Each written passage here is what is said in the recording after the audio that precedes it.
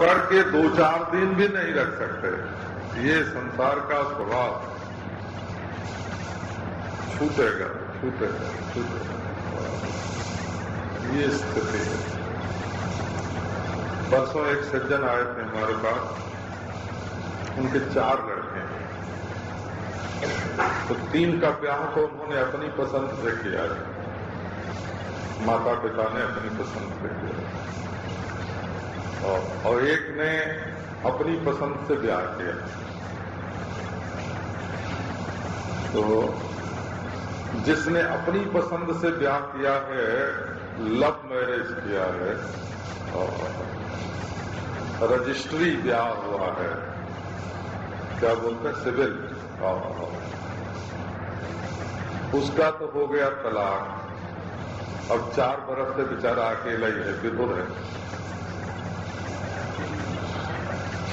और जिसका उन्होंने ब्याह किया है, उनमें खूब प्रेम बढ़ गया है और बड़े प्रेम से, बड़े मजे से है।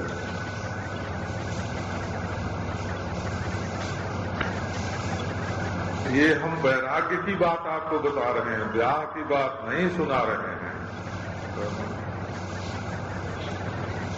ये मोहब्बत, ये प्रेम, ये संसार का संबंध अस्वाभाविक है, टिकाऊ नहीं है।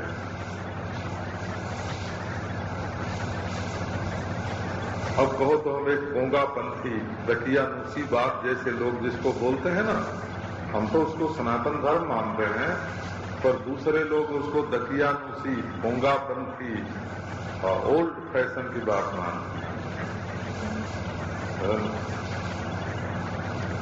ब्याह होने पर जो प्रेम होता है, वो धर्म के अनुसार होने के कारण टिकाऊ होता है। उसके बीज में धर्म रहता है। विवाह होने के बाद प्रेम हुआ तो बीज रहा धर्म और अंकुर हुआ प्रेम, तो वो प्रेम को टिकाता है। और पहले हुई वासना, काम, आजकल की भाषा में प्रेम, और उसके बाद हुआ ब्याह, तो वो वासना पूरी जहां नहीं होगी वहां धर्म ढीला पड़ जाएगा। एक जगह वासना का गुलाम है ब्याह और एक जगह धर्म का गुलाम है वासना। ये हम पुरानी बात आपको सुनाते हैं, आजकल के लिए नहीं है, पर पुरानी बातें सब निस्सार थी, ऐसा जो लोग मानते हैं, उनकी जानकारी के लिए सुनाता हूं कि उसमें भी कुछ तत्व था। लड़का कमाई करने लगेगा तब ब्याह होगा, ये आर्थिक अर्थ दृष्टि है। जब जवान हो जाएगा तब ब्याह होगा, ये काम दृष्टि। और इसका चरित्र बिगड़ने न पावे, इस दृष्टि से जो ब्याह होता है वो धर्म विवाह होता है, चरित्र की रक्षा करता है।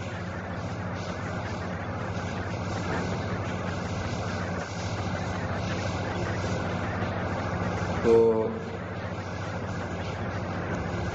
बंबई में आने के बाद कभी कभी ज्ञान की और कभी कभी भक्ति की बात तो मैं कर लेता हूं, पर जो धर्म की बातें हैं ना वो छूट गई। अब यहाँ किसको बतावें कि क्या खाने से क्या हानि है और क्या लाभ है।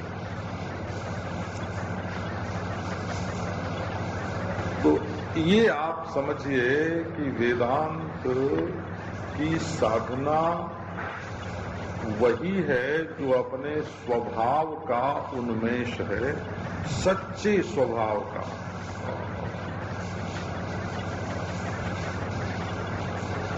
वैराग्य बनावटी नहीं है। कान छेदाने का नाम वैराग्य, कान छेद के उसमें मुद्रा पहनने का नाम वैराग्य नहीं होता है। पंचाग्नि तापने का नाम वैराग्य नहीं है। पंचाग्नि तापना तप है, वैराग्य नहीं है। और किसी चीज को छोड़ देने का नाम वैराग्य नहीं है, वो त्याग है।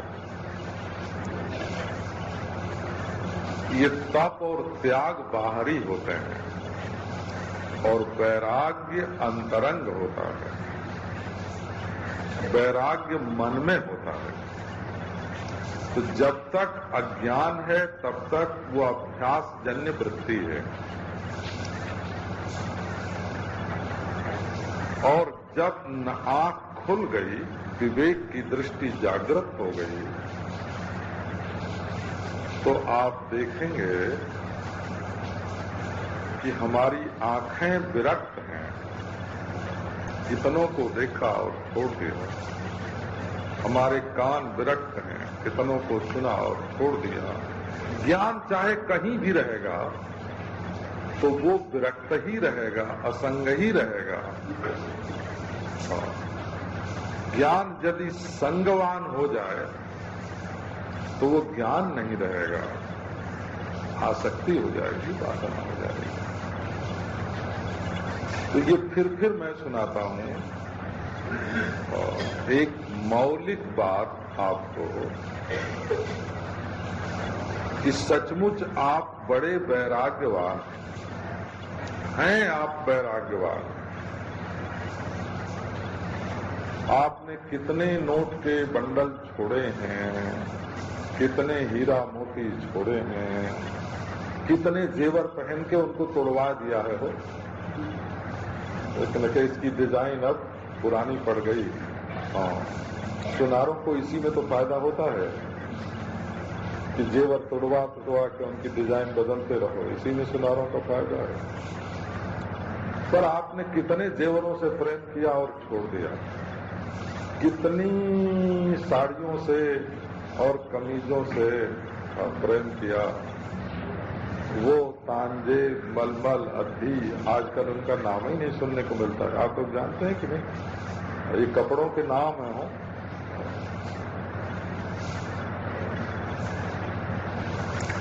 आपको टेरी लीन और टेरी कोट और फलाना ठिकाना सुना गया।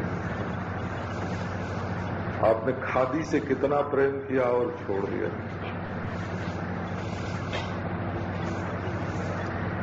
वो पगड़ी जो आपके बाप दादा पहनते थे, जिनका फोटो अभी मिलता है आपको, है कि नहीं?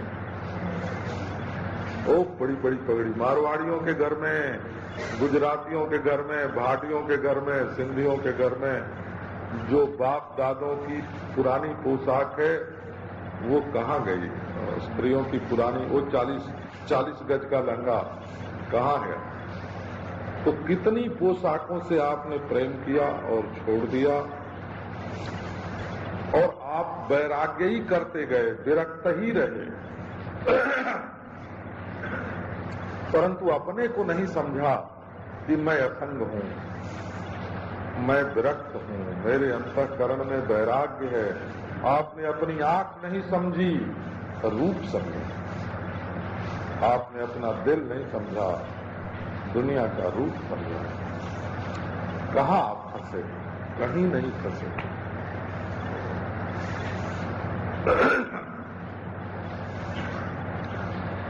तो इस वैराग्य में बात क्या है? शांति, शांति, शांति। भले आप प्रवचन के पहले बोल ले ओम शांति, ओम शांति, ओम शांति, परंतु तनाव तो उस पकड़ में है जिसको आप छोड़ते नहीं।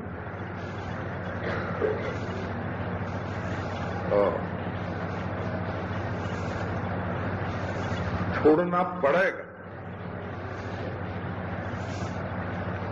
भर्तृहरि का एक श्लोक है, हमको बाल्यावस्था में बहुत अच्छा लगता है।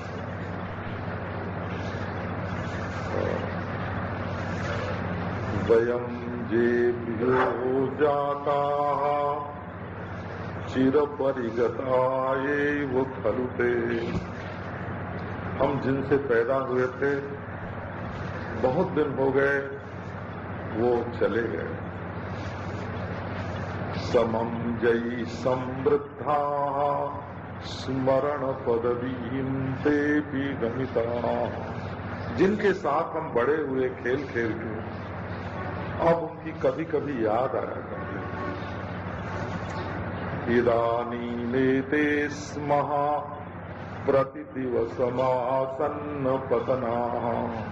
अब हमारी ये हालत है कि मरने का टाइम रोज रोज क्षण क्षण नजदीक आता जा रहा है।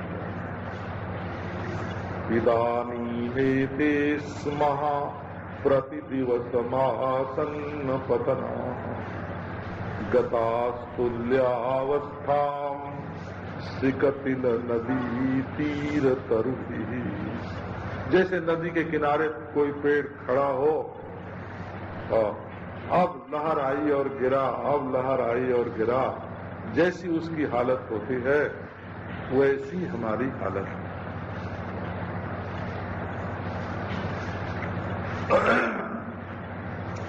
सबको छोड़ते गए, परंतु देह के छूटने का ख्याल ही नहीं रहा। एक दूसरा श्लोक है भर्तृहरि का, ये अवश्यम जातारः चिरतरमुषित्वापि विषया वियोगे को भेदस्त्यजति न जनो यत् स्वयममून। ये जो संसार की वस्तुएं हैं वो एक न एक दिन जरूर जाएंगे, जरूर जाएंगे। भले 10 दिन ज्यादा रहे पर जाएंगे। तो जब ये छूटने वाली हैं तो ये हमको छोड़कर चली जाएं, इसकी जगह पर हम इनको क्यों न छोड़ दें? क्योंकि जब छूटना ही है तो वो छोड़ें चाहे हम छोड़ें, छूटना तो है ही है। बोले दोनों में फर्क है। क्या फर्क है? व्रजन्तः स्वातन्त्र्यादतुल परितापाय मनसः स्वयं त्यक्ता ये ते समसुखमनन्तं विदधति। यदि वे स्वयं चले जाएंगे तो हमको दुख देकर जाएंगे कि हाय हाय चले गए, और यदि हम उनको छोड़ देंगे तो उनसे शांति मिलेगी। किसी ने कहा महाराज मन में बड़ी अशांति है। अब देखो आपको सुनाते हैं। महाराज मन में बड़ी अशांति। मैंने कहा भाई अशांति तो हम दूर कर देंगे, पहले तुम बताओ तुम्हारे मन में क्या इच्छा है? बोले कोई इच्छा नहीं हमारा। तो तब कहना होगा कि बेवकूफ हो, एकदम नासमझ। इच्छा न हो और अशांति हो, ऐसा कैसे हो सकता है? या तो तुम्हारे पास कोई ऐसी चीज आ गई है जिसको तुम हटाने के लिए व्यग्र हो रहे हो, और या तो तुम किसी ऐसी चीज को बुलाने के लिए व्यग्र हो रहे हो जो आने में देर कर रही है। यदि तुमको किसी को बुलाना नहीं है और हटाना नहीं है, सटाना नहीं है, हटाना नहीं है, तो तुम्हारे मन में बेचैनी किस बात की?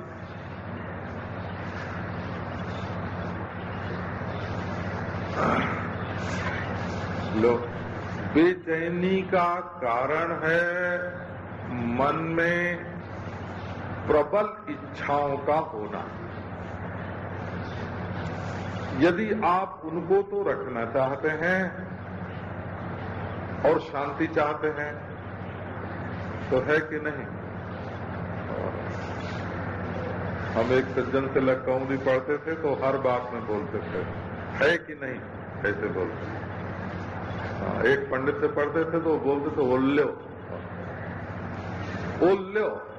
इच्छा नहीं है और अशांति है। अरे भाई सोचो और गहराई से सोचो, तुम कुछ ऐसा चाह रहे हो जिस चाह के कारण तुम आह कर रहे हो। अशांति का हेतु बाहर नहीं है, तुम्हारे मन की इच्छा है। तुम्हारे मन से वर्षा होगी तब तुम सुखी हो जाओगे, तुम्हारे मन से गर्मी पड़ेगी तब तुम सुखी हो जाओगे, तुम्हारे मन से बरसात होगी तब तुम सुखी हो जाओगे, जाड़ा पड़ेगा तब सुखी हो जाओगे। गलत।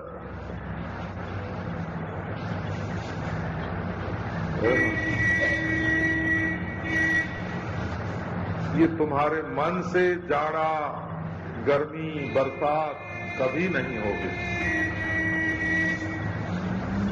तुम तो एक अशक्यानुष्ठान की कल्पना कर रहे हो, जो तुम्हारे बस में नहीं है वो ऐसा करना चाहते हो। तुम्हारे बस में तो ये है कि तुम इच्छा ही छोड़ दो, तांडू पट्टा सो जाओ। बोले ओ क्या हमारे पतिदेव गए हैं बाहर, वो तो 4 बजे सुबह तक आएंगे, तब तक मैं खाऊं कैसे, सोऊं कैसे। बैठो, पतिव्रत धर्म तो ठीक, पातिव्रत धर्म तो यही ठीक कहता है कि आप बैठो। लेकिन ये जो 8 बजे रात से और 4 बजे सुबह तक जो रिकॉर्डिंग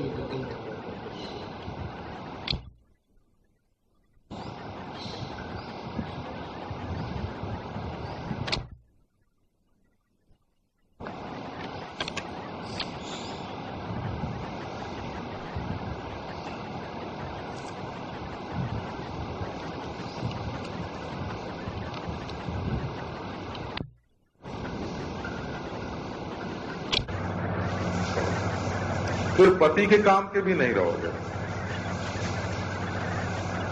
चिढ़ने का स्वभाव हो जाएगा, रोने का स्वभाव हो जाएगा, ताना मारने का स्वभाव हो जाएगा, गाली देने का स्वभाव हो जाएगा। अरे बाबा, तान दुपट्टा सो जाओ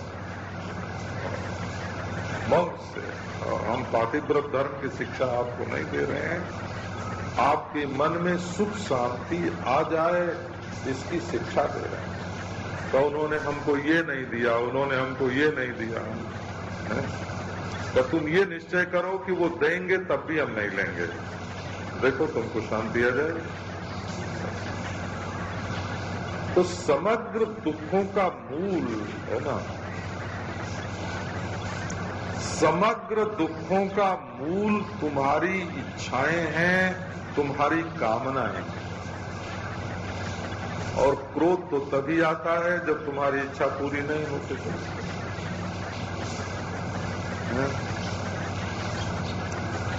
लोग कहते हैं लोग बड़े बेवकूफ हैं। लोग बड़े बेवकूफ हैं और तुम तो बड़े समझदार हो ना, जिसको दुनिया में सब बेवकूफ ही दिखते हैं। आपने सुना ही होगा कि जब आदमी पागल होता है ना, तो उसको ऐसा लगता है कि मैं ही अकेला समझदार हूं, दुनिया के सब लोग पागल हैं। तो आप भी कभी कभी उसी के नजदीक पहुंच जाते हैं जब ये सोचते हैं कि सब लोग पागल हैं और मैं समझदार हूं।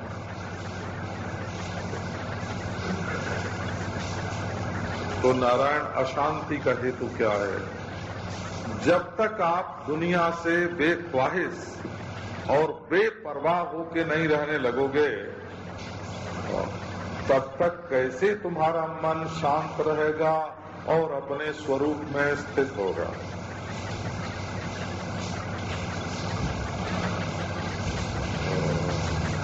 एक बार हमारी आंख में मोतियाबिंद आने लगा तो लोगों ने डराया कि अब क्या होगा। तो मैंने कहा, होगा क्या? जिनकी आंख नहीं है, वो कैसे रहते हैं?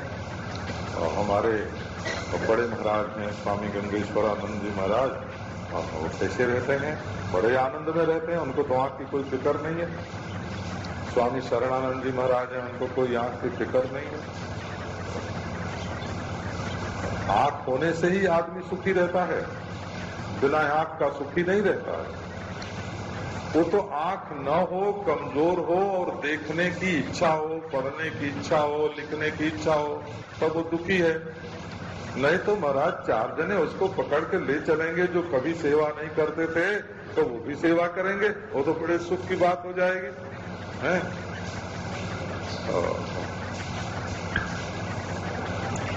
तो असल में शांति मन में तभी है जब हम कुछ नहीं चाहते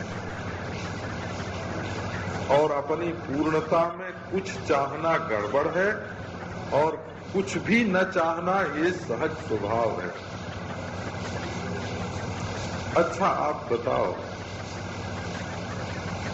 कि आपकी आंख अपने प्यारे को कब तक देखती है?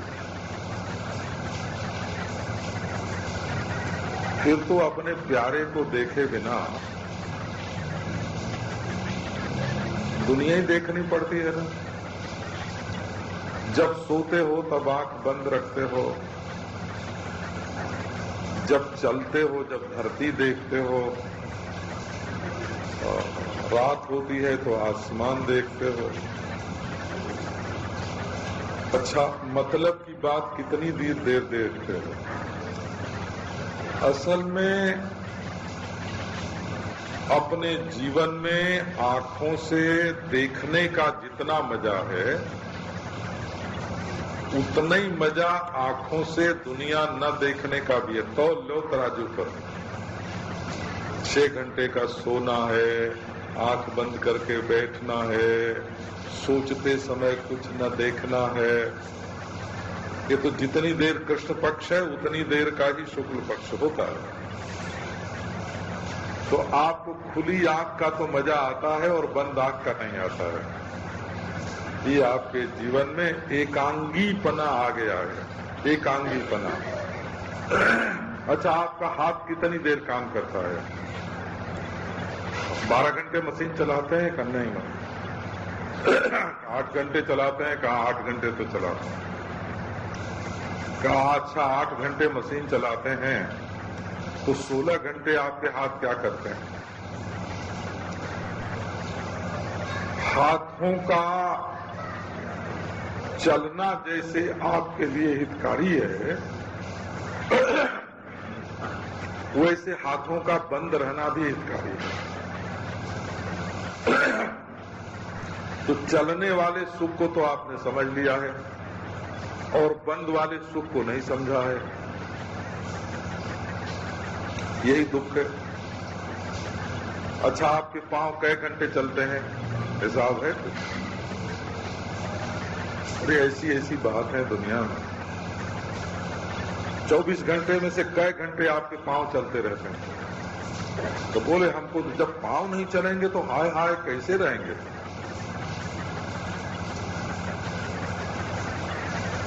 और जैसे 12 घंटे रहते हो वैसे रहोगे और कैसे रहोगे? तो ये सब मन में फालतू बातें बैठ गई हैं।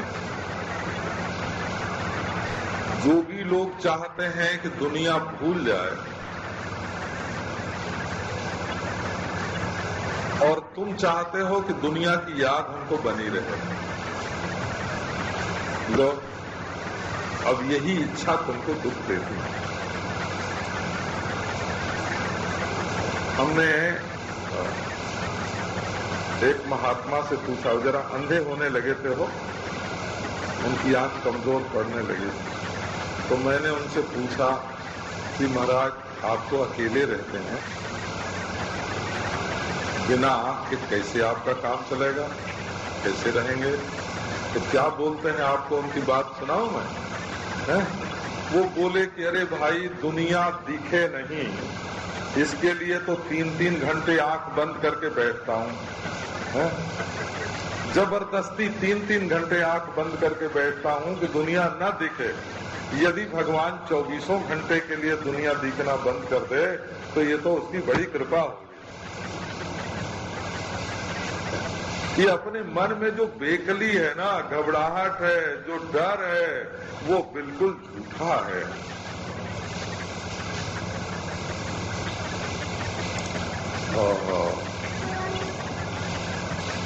आदमी जंगल में छूट जाता है, कभी कभी भटक जाता है, दिनों तक पत्ते खा के जिंदा रहता है और मिट्टी खा के जिंदा रहता है, छाल खा के जिंदा रहता है। बोले हमारे मन क्या चाहते हैं कि हम अपने अंतःकरण को ठप कर देना चाहते हैं कि जब हम न कुछ सोचें दुनिया की बात, तब श्रम, इच्छाएं न उठें, श्रम है, और हमारी इंद्रियां विषयों की ओर न दौड़ें, इसका नाम दम है। परंतु ये बिना वैराग्य के नहीं हो सकता।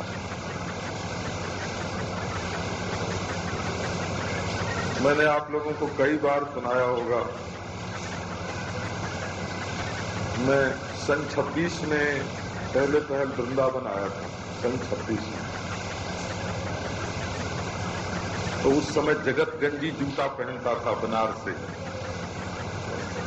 2 रुपए में आता था, लाल लाल होता था। तो बिहारी जी के ठीक दरवाजे के सामने बाहर निकाला, फाटक के सामने, और भीतर आंगन में जाके जहां से जूता भी दिखे और बिहारी जी भी दिखे, ऐसी जगह पर खड़ा हो गया बोला। और जब बोलने लगा तुमेव माता च पिता तुमेव, तो बिहारी जी की ओर देखकर बोला तुमेव माता च पिता तुमेव, फिर जूते पर नजर गई और मुंह से निकलता रहा तुमेव बंधुश्च सखा तुमेव।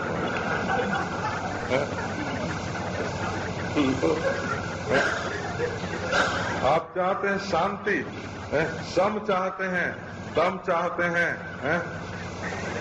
जूता तो निकाल के बाहर रख दिया और प्राण अटके हैं उसमें। बिहारी जी के दर्शन का आनंद कहाँ से आवेगा? दुनिया तो इकट्ठी करके बाहर रख दी, अब आंख बंद करके बैठते हैं। तो कब तक आंख बंद रखोगे? खोलना पड़ेगा ना देखने के लिए, हैं? देखने के लिए खोलना पड़ेगा, यही तो है ना। बाहर की वस्तुओं में महत्व बुद्धि करके, और कोई चाहे कि हमारी इंद्रियां शांत रहें, दांत रहें, सधे रहें, तो कैसे सधी रहेंगे? अब देखो, आपको बोलते हैं तितिक्षा, जरा सी भी तकलीफ अगर नहीं सह सकते। हमको याद है, एक साधु थे, फकीर हो, बिल्कुल फटका। मैं उनके पास जाता था तो कभी कभी तो बड़े प्रेम से बात करते थे, और कभी कभी मूड बिगड़ा हुआ होता तो गाली देते थे, और गाली भी बिल्कुल देहाती प्रोग्राम हो, है ना। हाँ, माँ बहन बेटी की ऐसी गाली देते थे फकीर। तो एक दिन बहुत खुश थे, तब मैंने पूछा उनसे कि आप गाली क्यों देते हैं? तो फिर मूड बिगड़ गया, गाली 2-4 और दी। धीरे धीरे शांत हुए तो बोले कि देखो, अभी तो तुम बच्चे हो, 16-17 बरस की तुम्हारी उम्र है, और हमारी गाली तुमको बुरी लगती है। हमको तुम महात्मा मानते हो, फकीर मानते हो, गुरु मानते हो, माता पिता के समान मानते हो, और हमारी गाली तुमको बुरी लगती है। अभी तुम्हारी जिंदगी बहुत लंबी है, न जाने कहाँ कहाँ जाना पड़ेगा, कहाँ कहाँ रहना पड़ेगा, किसका किसका व्यवहार तुमको मिलेगा, हैं? तो यदि तुम हमारी गाली नहीं सह सकते तो दुनिया की गाली कैसे सहोगे?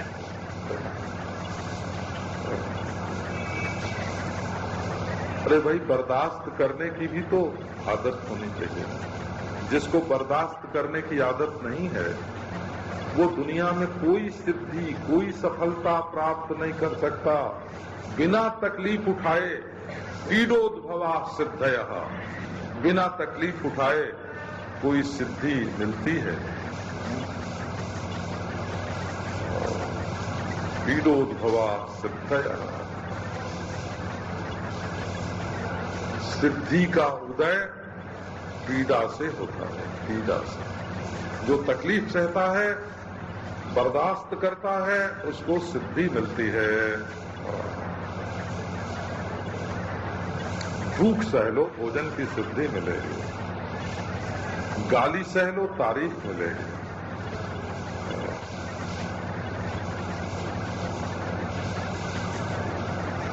गर्मी सर्दी सह लो, सब जगह सुखी रहोगे। बर्दाश्त करने में बड़ी भारी सिद्धि है।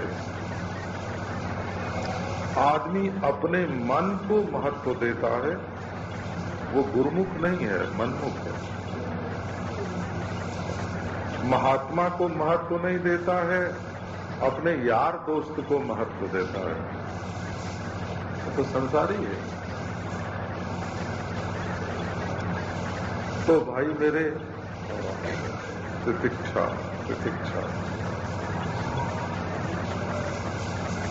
न्यास प्रसक्ता किल कर्मणाम वृषम। देखो, चोरी, बेईमानी, हिंसा, जारी, झूठ, ये तो किसी को नहीं करना चाहिए। लेकिन जो कर्म हमको आत्मचिंतन से विमुख बनाते हैं और ये कहते हैं कि तुम ये करोगे तो ये मिलेगा, ये करोगे तो ये मिलेगा, आपके ध्यान में नहीं आता जितनी भी ऐसी बातें हैं कि तुम ये करोगे तो तुमको स्वर्ग मिलेगा, ये कैसी हैं? जैसे बच्चे से कोई कहे कि बेटा तुम ये काम कर लो तो हम तुमको मिठाई खिलाएंगे। बिल्कुल ऐसा ही है वो। एक हमारे मित्र हैं, बंबई में ही हैं, उनके छोटे छोटे बच्चे थे, 3। तो उन्होंने उनसे कहा कि तुम लोग रोज भगवान के नाम की माला फेरा करो, तो जिसकी माला ज्यादा होगी ना, उसको हर माला पर 2 आना पैसा ज्यादा मिलेगा। अब महाराज 1 दिन 2 दिन तो क्या हुआ कि किसी एक की खूब बढ़ गई माला तो उसको ज्यादा पैसा मिला, किसी की कम रह गई तो उसको नहीं मिला, 2 को ना मिले 1 को मिले।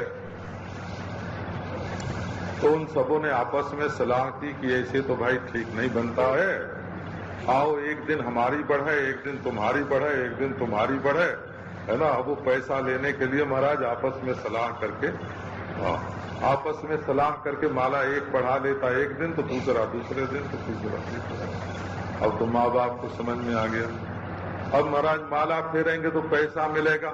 लालच हुई ना, तो जो काम तुमसे लालच देकर कराया जाता है उससे एक तो तुम्हारे आत्मा का गौरव कम होता है, उस चीज का गौरव बढ़ता है जिसको पाने के लिए तुम काम करते हो, और दूसरे तुम्हारे मन की जो हालत है उसकी आदत बिगड़ने लगती है। अपने मन को क्यों बिगाड़ते हो? तो ये जो लालच दे दे करके काम कराए जाते हैं विहित हैं, और यज्ञ करो, अखबार में नाम छप जाए इसके लिए। एक ने तो कहा कि हमारे घर में अमुक मर गए हैं, स्वामी जी अब इस प्रसंग में हमारा नाम सब अखबारों में छप जाना चाहिए। तो उनके घर में अमुक की मौत हुई है, मौत हुई घर में, बोले हमारा नाम छप जाए। उससे भी इज्जत बढ़ाना चाहते हैं, नाम बढ़ाना चाहते हैं। तो ये मनुष्य लालच से जो काम करता है ना, चाहे लोक की हो चाहे परलोक की, काम करने में ये देखना है कि हमारा दिल साफ है कि नहीं। अगर तुम्हारा दिल साफ है तो तुम्हारा काम ठीक है, अगर तुम्हारा दिल गंदा है, कामना से कलुषित है, तो वो काम भी गंदा है, उसको छोड़ देना चाहिए। कामना से किए जाने वाले काम को छोड़ देने में कोई दिक्कत नहीं है, कोई कठिनाई नहीं। अब देखो, दुनिया की ओर से बेफिक्र होकर बैठो गुरु जी के पास, ये साधन है। ततः श्रुति ही तन्मननम सतत्व ध्यानम चिरम नित्य निरंतरम मुने हैं। आप बनावटी का ध्यान मत कीजिए।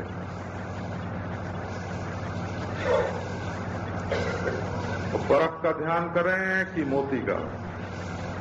देखो, एक प्रश्न है ना कि बर्फ की जो डलियां होती हैं, आइसक्रीम का ध्यान करें किसके लिए? कि खाने के लिए। और मोती का ध्यान क्यों करें? कि जेवर पहनने के लिए या तिजोरी में रख के धनी बनने के लिए। तो बोले नहीं, जिस पानी से मोती बना है और जिससे बर्फ की डली बनी है, उस पानी का ध्यान करो तो तुम्हारे मन की कामनाएं शांत हो जाएंगी। तत्व ध्यान चाहिए, तत्व ध्यान।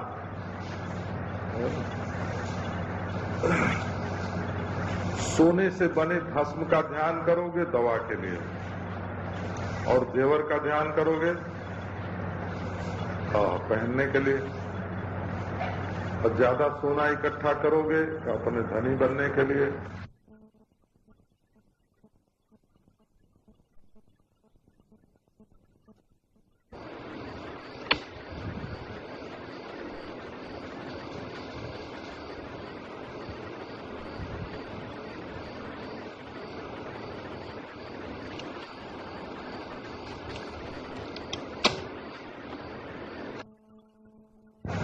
तो पसीने का क्या होता है? जम के माटी तो हो जाता है। तो जैसे आपके शरीर पर पसीने से मैल बनती है, वैसे विराट के शरीर में पानी से माटी बनती है। पानी कहाँ से बनता है? कि जब आपके शरीर में गर्मी लगती है तब पसीना आता है। तो तेज से आप मैल का ध्यान मत करो, माटी का ध्यान करो। माटी का ध्यान मत करो, पानी का ध्यान करो। पानी का ध्यान मत करो, गर्मी का ध्यान करो। गर्मी कब आती है? कि जब हलचल होती है, तो आप उस वायु का ध्यान करो। वायु कहाँ होती है? कि आसमान में। कि उस आसमान का ध्यान करो। आसमान कहाँ मालूम पड़ता है? कि ज्ञान में। कि ज्ञान का ध्यान करो। तो जब तक आप सुनेंगे नहीं, अरे श्रवण चाहिए, क्योंकि आपकी इंद्रियां बहिर्मुख हैं, आपको छोटी छोटी चीजों में फंसा रही हैं। आप बड़ी चीजों के बारे में सोचें, तब ब्रह्म स्वरूप के बारे में सोच सकेंगे। नहीं तो शब्द स्पर्श रूप रस गंध के बारे में सोचेंगे। श्रवण कीजिए, मनन कीजिए, तत्व ध्यान कीजिए, और तब अविकल्प ब्रह्म की प्राप्ति होती है। अच्छा जी, फिर अब आपको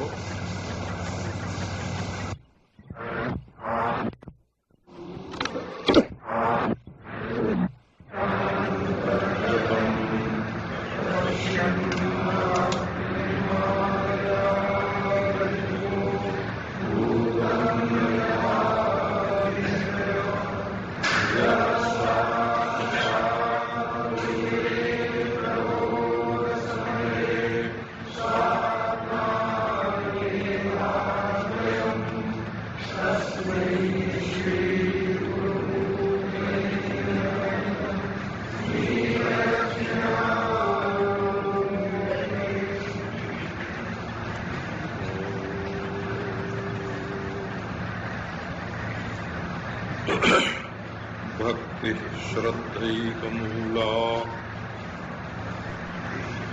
विरहित विषया बोधमूलम विरक्ति जिज्ञासा लक्ष्येऽर्थे श्रवण मननजा संप्रसूते समाधि ब्रह्माभ्यास प्रधाना धनरतिरुदिता हन्त्य विद्यामवद्याम्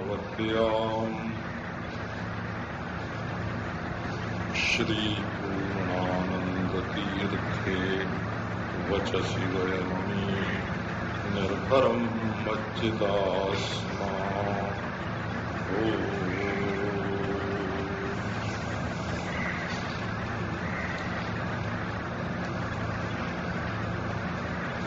न्यासः प्रशस्ताखिल कर्मणा न्यासः प्रसक्ताखिल कर्मणा।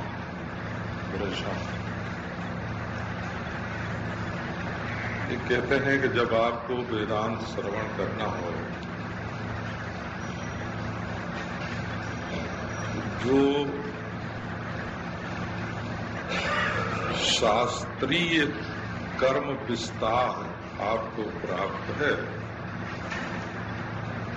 उसका भी छोड़ दीजिए, उसका भी परित्याग करें।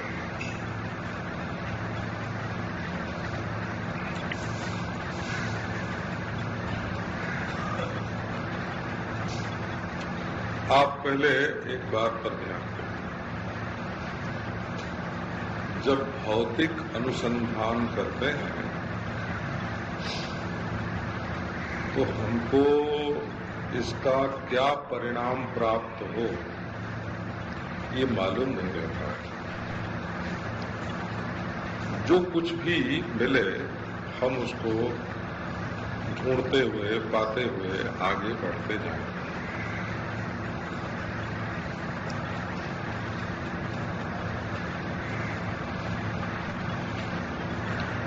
असल में ये संशयवाद जो है ये आत्मवाद नहीं है।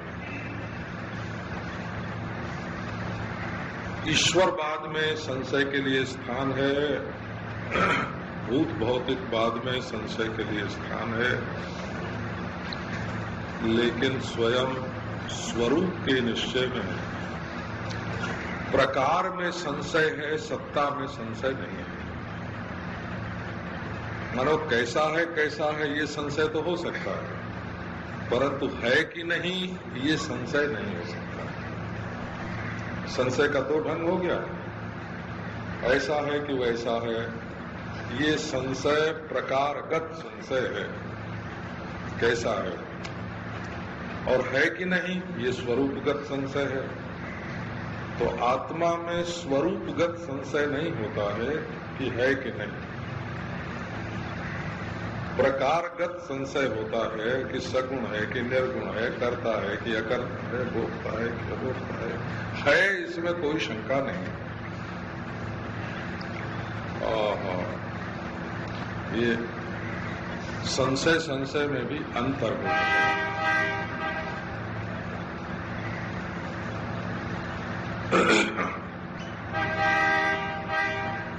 तो जब हम दूसरे को ढूंढते हैं तो क्या मिलेगा ये मालूम नहीं रहता, और जब अपने को ढूंढते हैं तो अपना आपा मिलेगा, ये बात बिल्कुल पक्की रहती, क्योंकि वो है उसी को पाना है।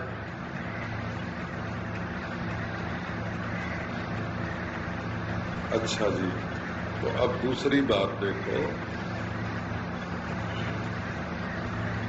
कि बाह्य अनुसंधान लक्ष्यहीन हो जाता है, हमको कहाँ पहुंचना है, और अंतर अनुसंधान में हमेशा लक्ष्य बना रहता है और हमको क्या पाना है।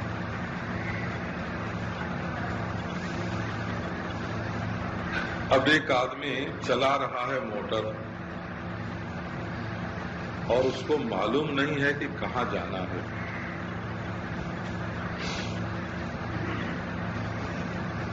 तो वो कर्म तो कर रहा है परंतु गंतव्य का तो ज्ञान ही नहीं है कि कहाँ जाना है। चलाते रहो जिंदगी भर, जन्म जन्म चलाते रहो, क्या मिलेगा? तो चाहे जो मिल जाए। एक वैद्य थे, तो कहते थे चाहे जिस पेड़ पौधे की है ना जड़ खोद के ले आओ, जस्य कस्य तरोर्मूलम, और चाहे उसमें जो चीज मिला के पीस दो, जेन केन च पेशिका, और चाहे जिस रोगी को दे दो। बोले होगा क्या?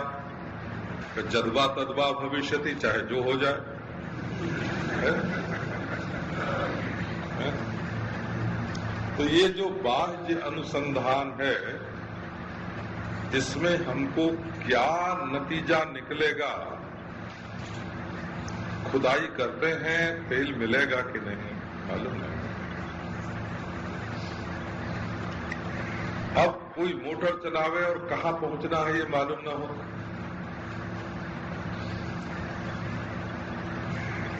तो जो बाह्य अनुसंधान है वो लक्ष्यहीन होता है, और जो अंतः अनुसंधान है वो अनुसंधान के विषय का अनुसंधान नहीं है, अनुसंधान के आश्रय का अनुसंधान है।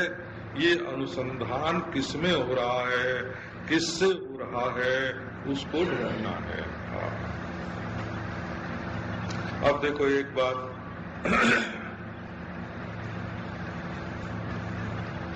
मोटर चल रही है, कामना से चलाई कि हम पूना पहुंचेंगे, और लक्ष्य तो अपना बंबई में ही है।